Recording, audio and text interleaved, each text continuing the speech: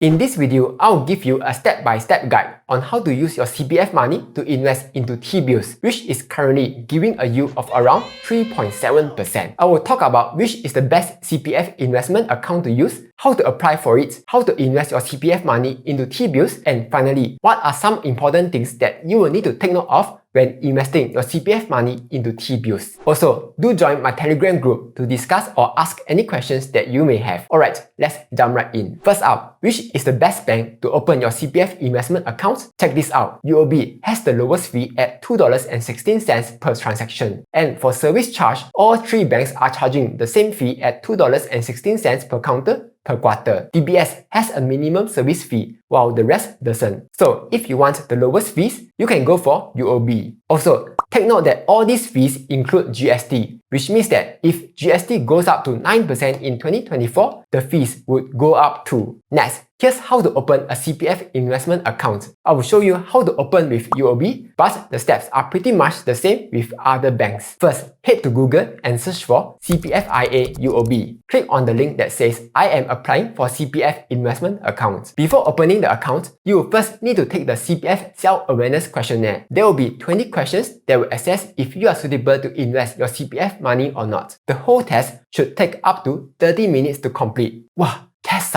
sounds scary leh. Don't scared. Even if you fail the assessment, you will still be able to invest your CPF money. So it's just an assessment to let you test your investment knowledge, yeah? Once you are done, head back to the application page, tick to confirm that you have taken the self-awareness questionnaire and you do not have any existing CPF investment accounts with any banks. Then click Retrieve with My Info, just fill up the form and submit it. The account will usually take 10 working days to be approved. And once it's approved, you'll receive an email that looks something like this. Quick pause. Here's a super good news. Weeboost Fund Any Amount promo is now back. By just funding any amount and keeping the money there for 30 days, you'll get a total of 8 free stocks, all without doing any trading. So essentially, they are giving away free money. Each stock is worth anywhere from $3 all the way to $100, which means you'll get up to 800 USD worth of free shares. Besides that, you will also get to enjoy awesome features with Webull, such as the $0 commission-free trades, auto-investment, which lets you easily dollar cost average into your favorite stocks. So if you have not signed up to Webull yet, you can sign up using my link down below.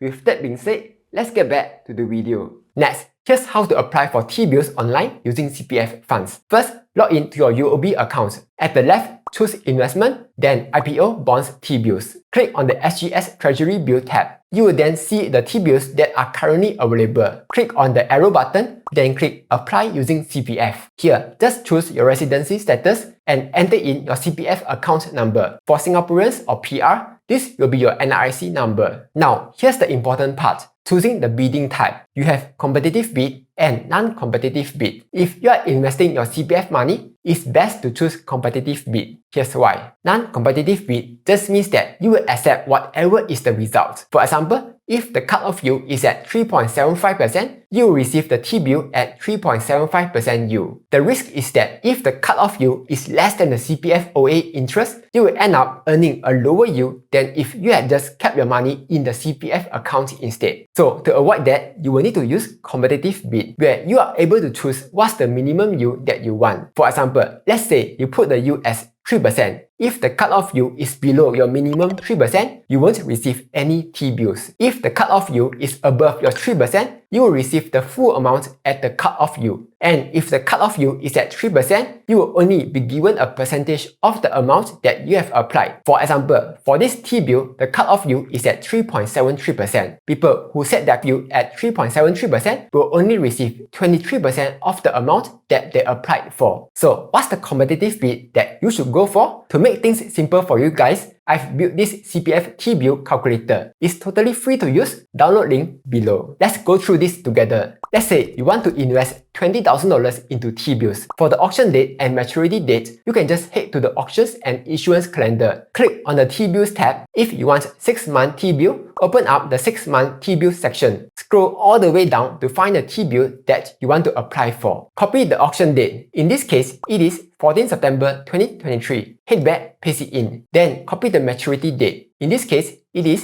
19 March 2024. Head back, paste it in. It will tell you roughly when the funds will be deducted and when it will be returned back to you. Next, enter in the CPF interest that you are currently getting. If it is CPF OA, you can enter 2.5%, or if it's CPF SA, it will be 4%. And tada! You will see the minimum cut-off yield. This is the yield that you should use for your competitive bid. After that, you can also enter in the expected cut-off yield, which you can get from this website. For example, currently it's giving a 3.74% return. Choose the bank that you are investing with and boom, it will calculate the additional interest that you will be earning. Okay, back to the application. Enter in the cut-off yield and the amounts that you want to invest. Take to agree to the terms and conditions that you are too lazy to read, then click submit. Check to make sure that you have entered everything correctly, then click confirm and you are done. The bank will send you an SMS telling you that you have made an application. But just take note that this is a confirmation that you have applied. It doesn't mean that you have gotten the T-bills yet. 1 to 2 days after the auction date, if you are successful, you will receive a SMS telling you that the funds will be deducted from your CPF. Take note,